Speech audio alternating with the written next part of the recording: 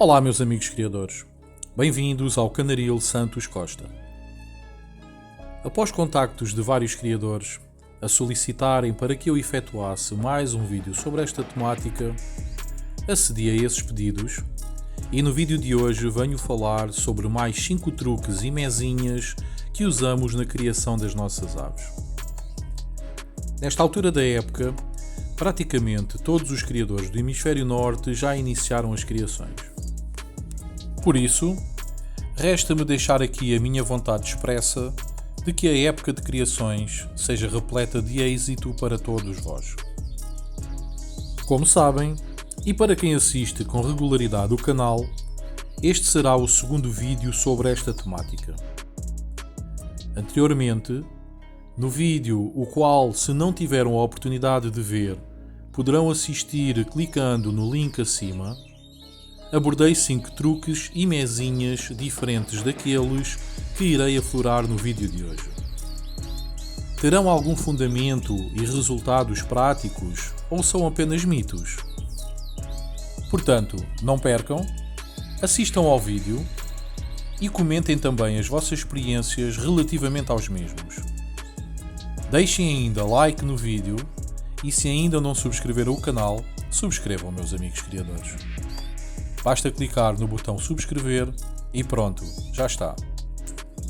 Como sabem, nesta nova série de vídeos tenho tido o cuidado de colocar legendas em várias línguas para que todos os criadores das várias nacionalidades possam assistir e debater os temas.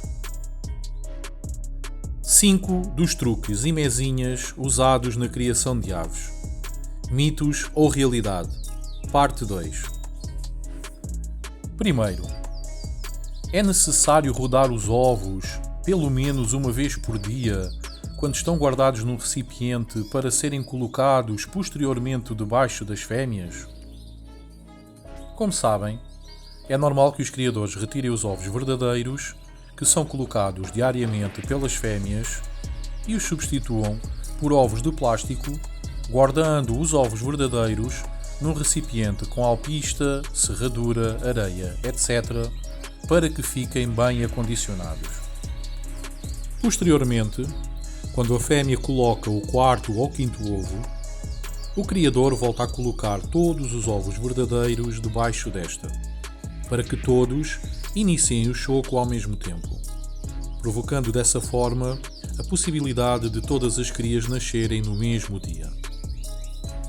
No entanto, no decorrer dos 4 a 5 dias em que os ovos estão guardados no recipiente, é habitual alguns criadores irem rodando esses ovos diariamente, uma ou mais vezes por dia, supostamente para evitar que o conteúdo do ovo, a clara e a gema, não colem à parte de baixo do ovo e para que o ovo respire, evitando que seque.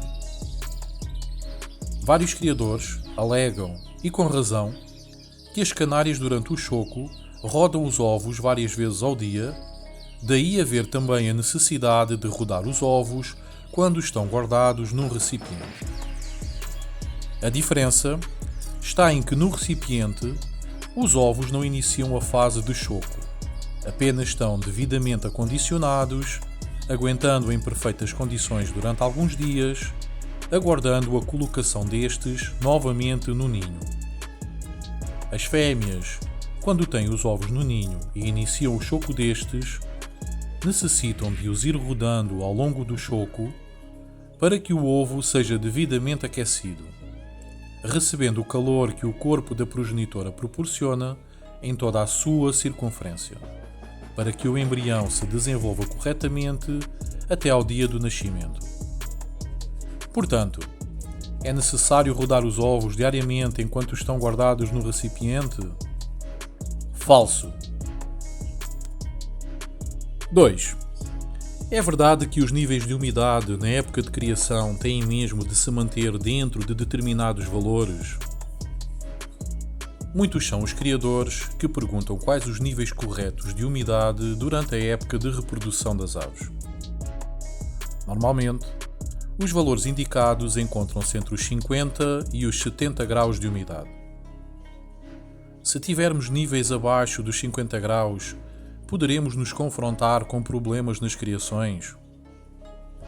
Por norma, quando o ambiente do aviário tem um nível de umidade bastante baixo ou seco, é normal existirem problemas com as criações, nomeadamente com a eclosão dos ovos, pois as crias têm dificuldade em romperem a casca do ovo e saírem do interior do mesmo.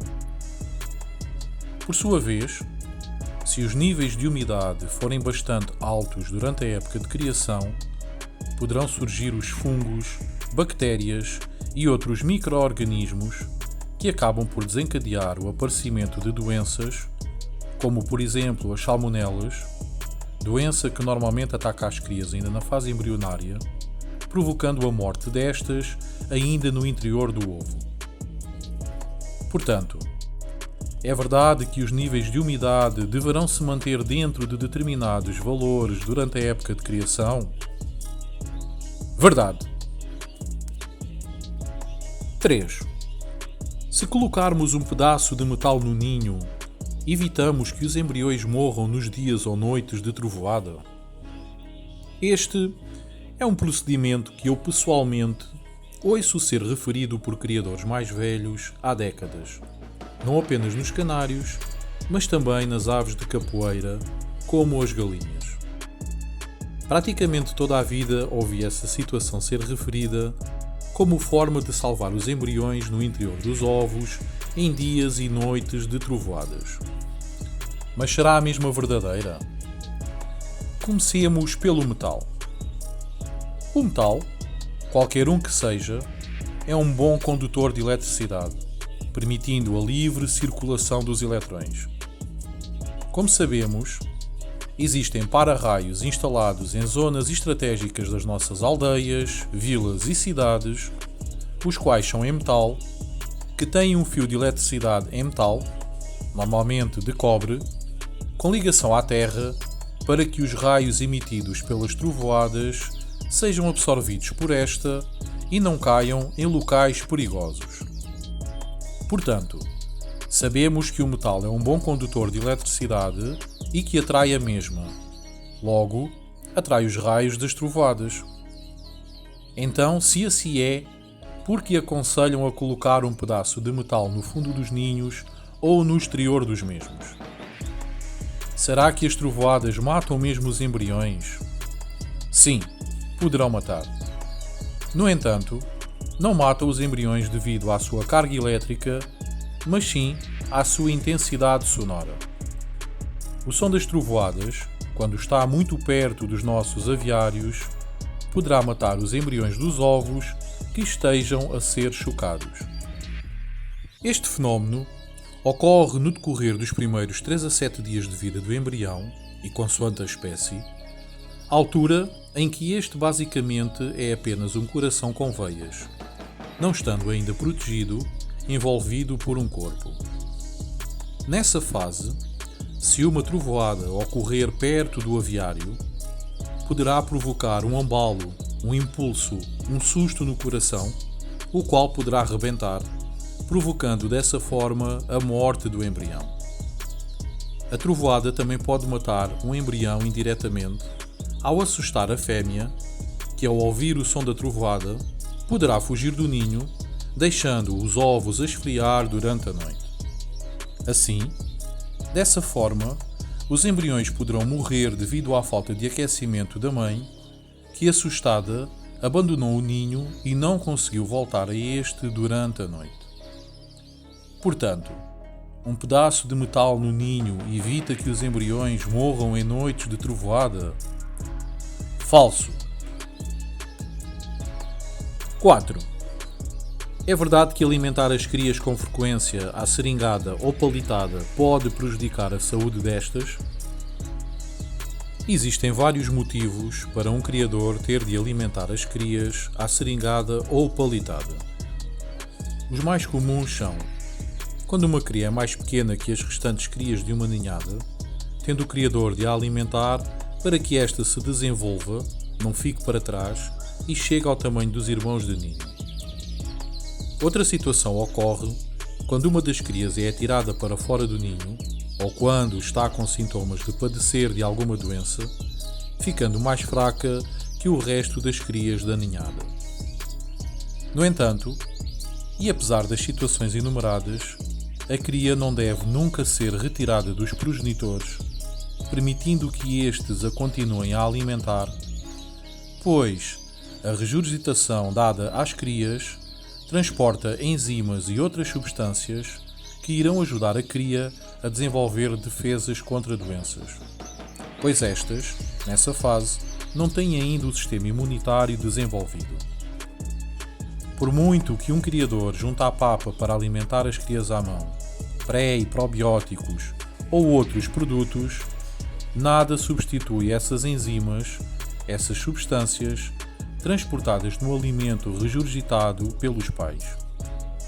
Logo, a seringada ou palitada apenas deverá ser prática comum quando exista efetivamente necessidade, sendo que esta nunca substituirá a alimentação proporcionada pelos progenitores às crias nos primeiros dias de vida. Portanto, é verdade que alimentar as crias à mão poderá prejudicar a saúde destas? Verdade. 5. É correto afirmar que mandar analisar as fezes das nossas aves sai muito caro? Esta normalmente é a resposta dada pelos criadores que não mandam analisar as fezes das suas aves, preferindo aplicar aqueles famosos esquemas de tratamento onde é usada uma quantidade indiscriminada de produtos, referindo, segundo os próprios, que poupam mais dinheiro dessa forma. Mas será que uma análise às fezes é realmente cara? Temos de começar por referir que, na maioria dos casos, os criadores mandam fazer basicamente 2 tipos de exames às fezes. O exame coprológico, que consiste na despistagem de parasitas e ou fungos a nível gastrointestinal, e um exame de coprocultura, que consiste na despistagem de bactérias a nível gastrointestinal. O valor médio de uma análise coprológica ronda atualmente cerca de 12 a 13 euros. Já a análise de coprocultura ronda cerca de 34 euros, podendo chegar aos 45 euros se for efetuada para analisar as fezes de várias aves. Temos então de analisar o valor que gastamos em 4, 5, 6 ou mais produtos, os quais por norma têm um valor a rondar os 7 a 12 euros cada, onde em termos de saúde das aves aniquilam tudo, o bom e o mau, eliminando as defesas do organismo e destruindo a flora intestinal destas, e as análises através das quais irá ser apurado eficazmente do que as aves padecem e administrado o produto ou os produtos corretos para a patologia detectada, evitando dessa forma a intoxicação das aves, obrigando-as a tomar tantos produtos diferentes, sem que por vezes sejam efetivamente necessários, criando ainda portas para a possibilidade de resistência dos micro-organismos a estes. Para além de tudo isso, temos de ter ainda em consideração a mortalidade das aves a médio e longo prazo, pois uma ave tratada de forma correta irá ter um maior sucesso nas criações e irá ter uma maior longevidade. Tudo isto somado, o que sai mais caro. Portanto, é verdade que mandar analisar as fezes das aves é caro? Falso! Não se esqueçam de colocar um like no vídeo, de comentarem se algumas destas situações já ocorreram convosco, se têm uma opinião diferente, ou até se têm dúvidas quanto a outras situações que vos aconselharam a fazer e que gostariam de ver ser discutidas aqui no canal. Não se esqueçam ainda de subscrever o canal se ainda não o fizeram. Brevemente farei mais um vídeo com outros 5 truques e mezinhas que usamos na criação das aves. Boas criações ao mudas, um forte abraço.